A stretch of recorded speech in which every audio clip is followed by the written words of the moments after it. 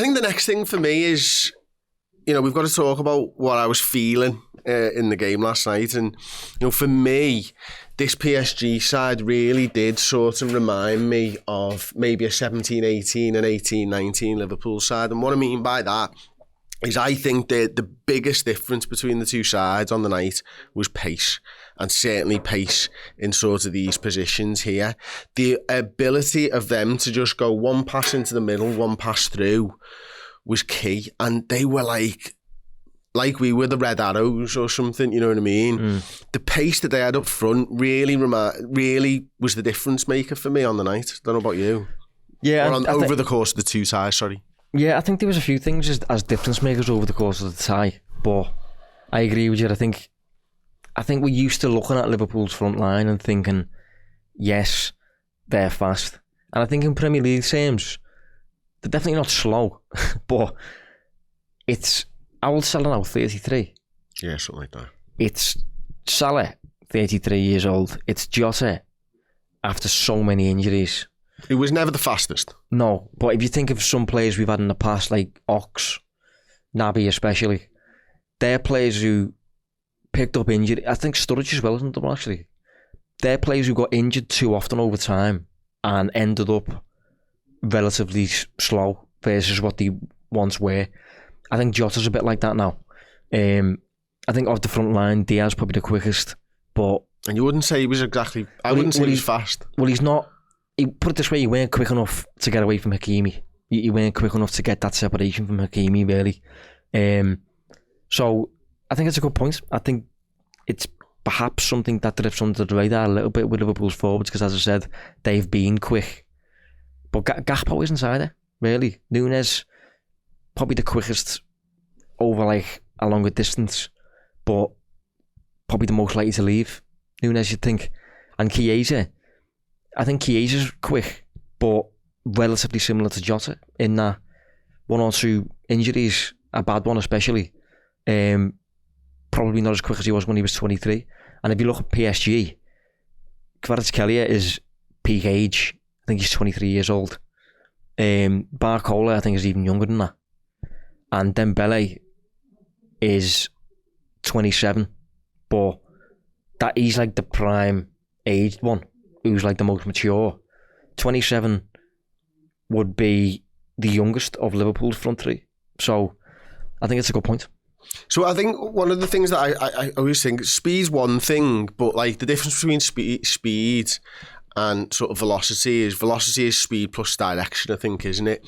And the sort of dynamic nature that those three worked in conjunction with each other, so often dovetailing around where they're mixing those front three players around and you never really know who you're supposed to be picking up, and they've all got slightly different skill sets, really made it difficult for Liverpool on the night to keep the communication up and everything else. Now, I think we did a really good job, actually. I thought Robertson was absolutely sensational on the night, for what it's worth. But like, for me, I'm looking at that going, God, that's what we need to change in the summer.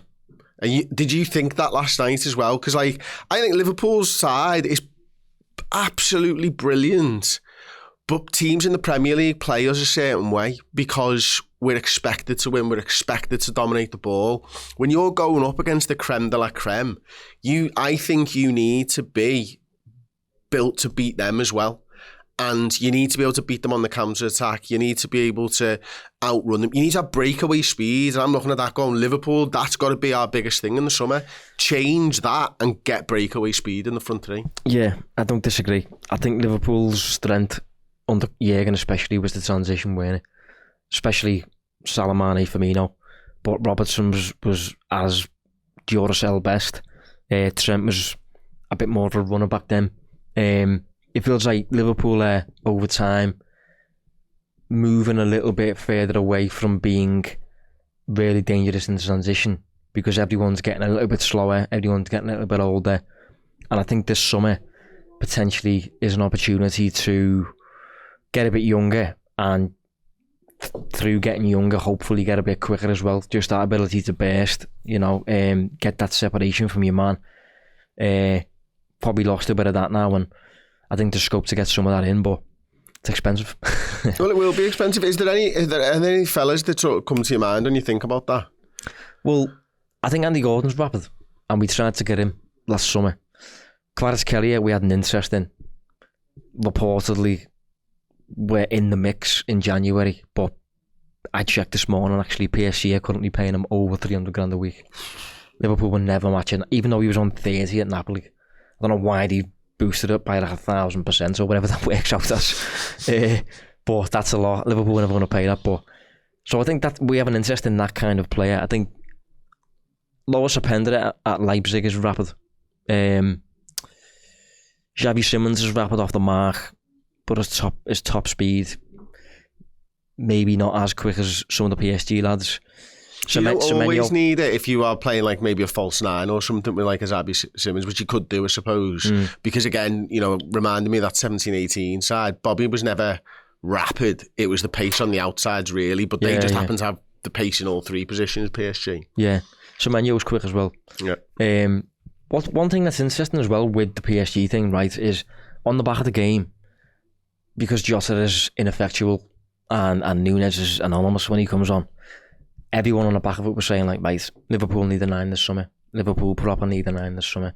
Get in Isaac, get in, I don't know, it was Ekitike from Frankfurt. Get in a 9 basically.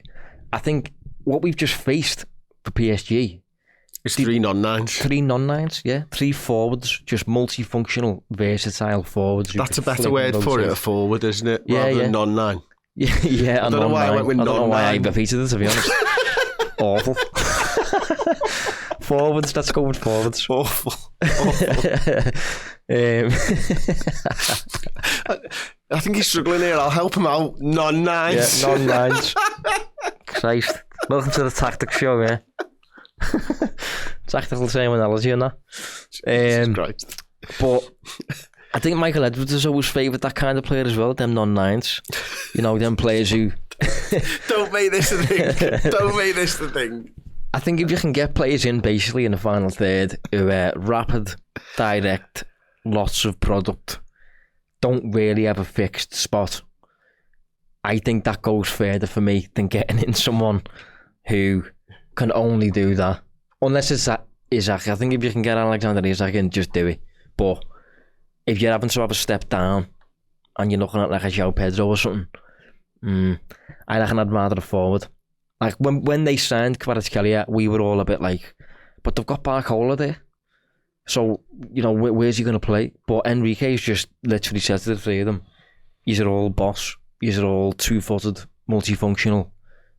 Just switch places constantly. And usually that feels really naive and a bit Solskjaer with Lingard and Rashford and that, like where the manager's just playing off vibes and that, but it is fully working for them. And if you can get it to work, it's seriously dangerous and seriously difficult to defend against as well. Would you have a look at maybe seeing if you can get Doué? Because he's just gone there though. Yeah, but he's fourth choice now, isn't he? For 3 spots. Well, he actually plays most weeks as the 10. He plays as Szoboszlai, and he played the other 3. So they've got a bit more pragmatic for this one. Against Liverpool, they played with, I think it was Ruiz was that option, bit more of a midfielder than that, and but against whoever they've got on the weekend, because he looked a hell of a player as well when he was brought on in both games, wasn't he? Yeah, brilliant. But he was getting linked with Bayern as well. It was between PSG and Bayern. PSG got him.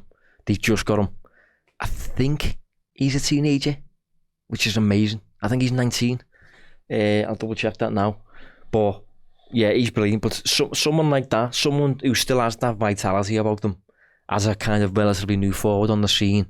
Liverpool have got good forwards, good enough to win a Premier League quite clearly.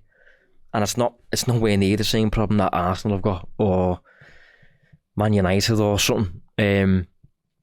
But it's probably something that you address now, rather than getting stung by realising everyone's crocked in the next 18 months or something. Yeah, I think that's it, isn't it? Sometimes you can come up against the side and you just look at them and go, that's what we need. Yeah. And I think for me, that's what we saw last night.